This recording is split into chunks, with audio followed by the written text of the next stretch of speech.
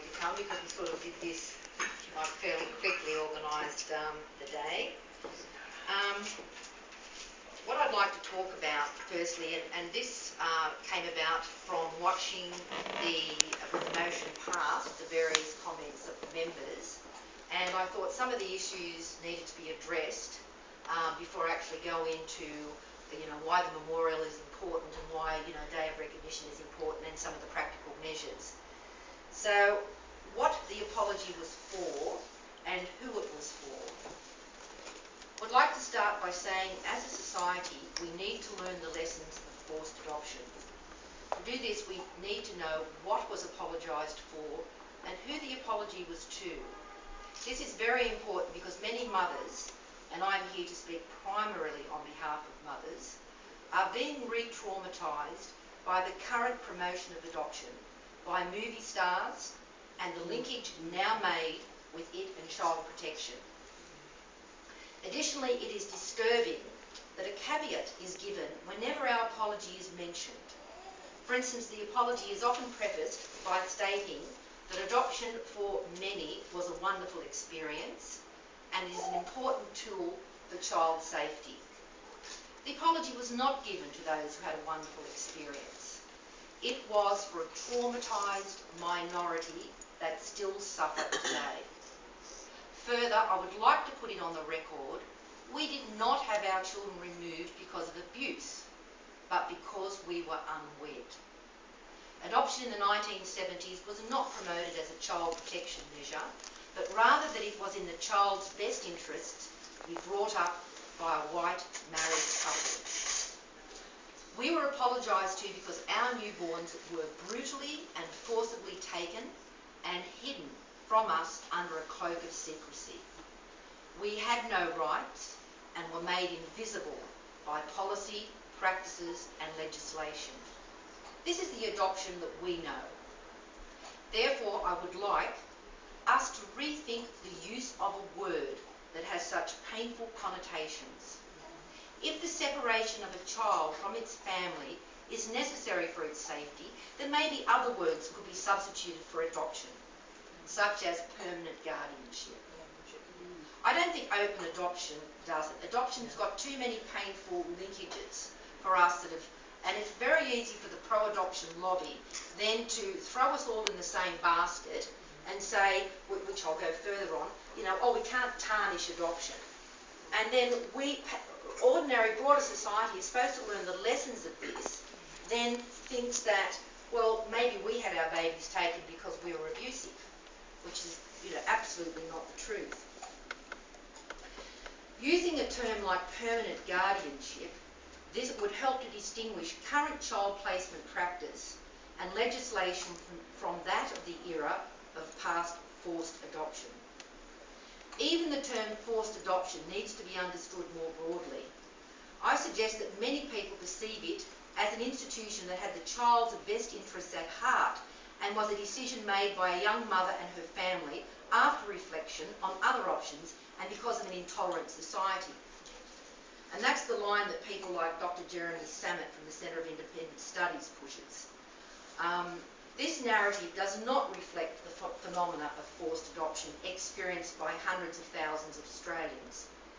When I first began campaigning in 1994, I referred, as did many mothers, to a stolen generation of white babies.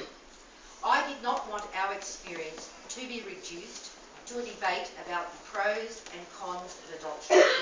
Because every time you use the word adoption, the adoptive parents come out in force and say, the child that we got, that wasn't a forced adoption. We were screened. They become very, very defensive. And then our issue gets lost in that whole conversation. I saw myself as a civil and human rights activist. I saw what happened to me and other mothers as a flagrant abuse of our rights as Australian citizens. It is worth considering that thousands of newborns taken were not adopted. They were taken for adoption, but they were not adopted. These babies were designated by medical staff or social workers as not being perfect enough. So were fostered or were put into institutions, sometimes for many, many years. This was not an insignificant number, around 21% each year. So 1 in every 5 babies taken were not adopted right off. They might have languished in foster care for months or years or even in institutions. As well, babies died before being adopted or the adoption order was finalised. Some mothers were falsely told their babies died, and when laws changed and their now adult children sought them out, they found that their signatures on adoption consents were forged. The apology that former Prime Minister Julie Gillard and former New South Wales Premier Barry O'Farrell gave was for the policy, practices and legislation that enabled the needless tearing apart of mothers and babies, for the cruel and barbaric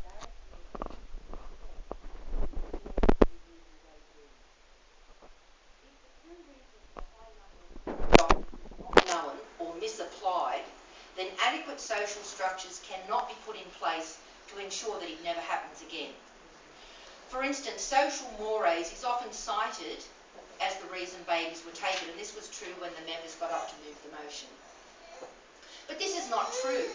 They were taken because of the use of cruel practices, such as or they were able to be taken because of the use of the cruel practices, such as a separation at birth of mother and child, and forbidding the mother any access to her baby.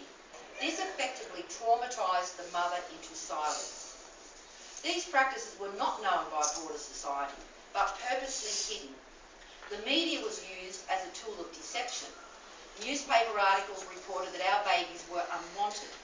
There was nothing in the press about the use of mind-altering barbiturates to keep us docile, or the use of restraints put on us during birth to hold us down. There was no mention of the pain of a distressed mother crying for a taken infant. All that remained a secret. I mean, how many of you here knew that mothers were drugged and held down during the birth? That we had a pillow or a sheet held up in front of our faces so that we could not glimpse our newborn at the birth? How many knew that we were transported miles away from the hospital without our babies, not with our permission? And in my situation, I didn't even know where I was being taken.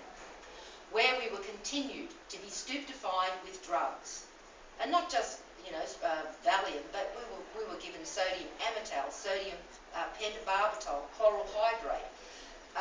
These kind of drugs were being issued to patients at Chelmsford private hospital for deep sleep therapy.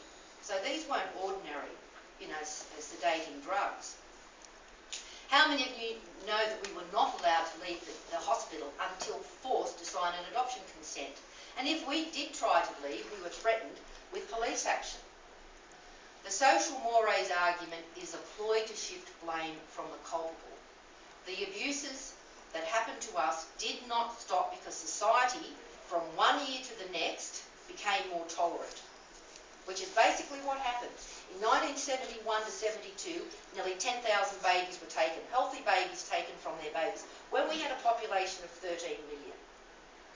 That's an incredible number of little babies taken, separated from their mothers in 1 year. 5 years later, that had dropped to about a quarter of that. Did social mores change in the next 2 or 3 years? No. What happened? Women started speaking out. They stopped because mothers got mobilised and started to speak out. Members of society learnt about this unholy business and joined forces to stop it. Once they stopped denying us access to our babies at the birth and stopped the use of all these heavy drugs and the use of the pillows, the number of babies for adoption plummeted. During the New South Wales inquiry, which Anne mentioned, into past practices in adoption, Justice Richard Chisholm stated that it was not social mores, but rather the deceptive and cruel measures used to separate mothers from their babies. He also stated that it was illegal. It was as illegal back in the 60s and 70s as it would be today. Australia may have been more conservative, but I doubt the majority would have condoned such cruelty, nor was such treatment considered part of our normal cultural life. I mean, what kind of society do you think we lived in if that kind of treatment, mothers tied to beds, drugged, abused, pillows shoved in their cases and told that they weren't fit to rear their own children. The pro-adoption lobby talk about the need to be careful not to tarnish adoption when apologising for abuses that occurred in the past. The reality is that adoption is already tarnished. It is tarnished by the abusive practices and cruel laws that ran in tandem with its evolution. It is tarnished because as an institution it used secrecy and lies to cover up the most barbaric practices. 17% of the Indigenous stolen generation were stolen from their mothers from the same hospitals and by the same adoption agents as were the non-Indigenous, nearly 1 in 5. Yet I have never heard anyone say, let's not tarnish adoption when they're talking about the Aboriginal stolen generation.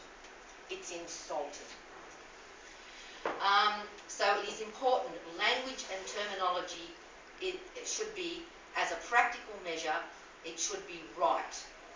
And it's part of supporting the apology process.